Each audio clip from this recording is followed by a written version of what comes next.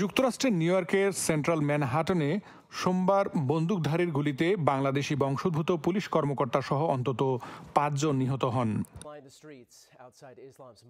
বৃহস্পতিবার ব্রঙ্কসের পার্কচেস্টার জামে মসজিদে জোহরের নামাজের পর বাংলাদেশি বংশোদ্ভূত নিহত পুলিশ কর্মকর্তা দিদারুল ইসলামের জানাজার কার্যক্রম শুরু হয়।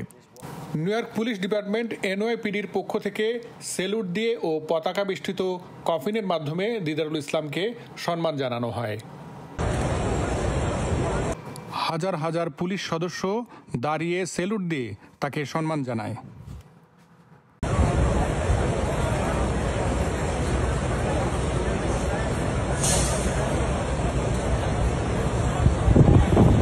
হাজার হাজার মানুষের অংশগ্রহণে দিদারুল ইসলামের জানাজায় ইমামতি করেন ডক্টর জাকির আহমেদ।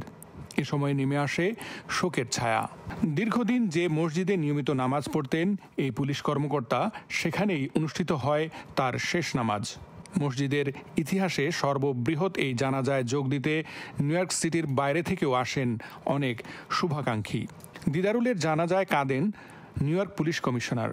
সন্ত্রাসের গুলিতে নিহত New York City police department NYPDর কর্মকর্তারা দিদারুল ইসলামের জানাজায় যোগ দিয়ে বলেছেন, সাধারণ মানুষের নিরাপত্তা নিশ্চিত করতে গিয়ে জীবন দিয়ে তিনি দৃষ্টান্ত স্থাপন করেছেন। দিদারুলের পরিবারকে সব ধরনের সহযোগিতা নিশ্চিত করার পাশাপাশি তাকে মরণোত্তর ডিটেকটিভ ফার্স্ট গ্রেডে পদোন্নতি দেওয়ার ঘোষণা দেয় NYPD।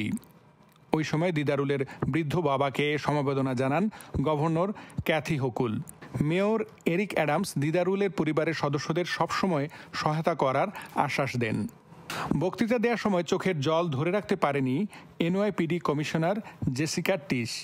তিনি বলেন, নিজের জীবন দিয়ে শুধু মানুষের নিরাপত্তা নয়, নিজের 2 সন্তান ও অনাগত সন্তানের নিরাপত্তার প্রতিশ্রুতিও দিয়ে গেলেন দিদারুল। জানাজায় যোগ দিয়ে সবার কাছে দোয়া চান দিদারুলের অকাল প্রয়াণে তার 3য় সন্তান সম্ভাবনা স্ত্রী। জানান, স্বামীর প্রাণহানিতে তার হৃদয় ভেঙে গেলেও তিনি ভেবে গর্বিত যে তার বিনিময়ে সেদিন অনেক মানুষ নিরাপদে ঘরে ফিরতে পেরেছে। জানাজা পূর্ববর্তী বক্তৃতায় তিনি বলেন, বাংলাদেশি কমিউনিটির মধ্যে আজ যে শোক বিরাজ করছে তা তার আরেক পরিবার NYPDর সদস্যদের মধ্যেও কাজ করছে।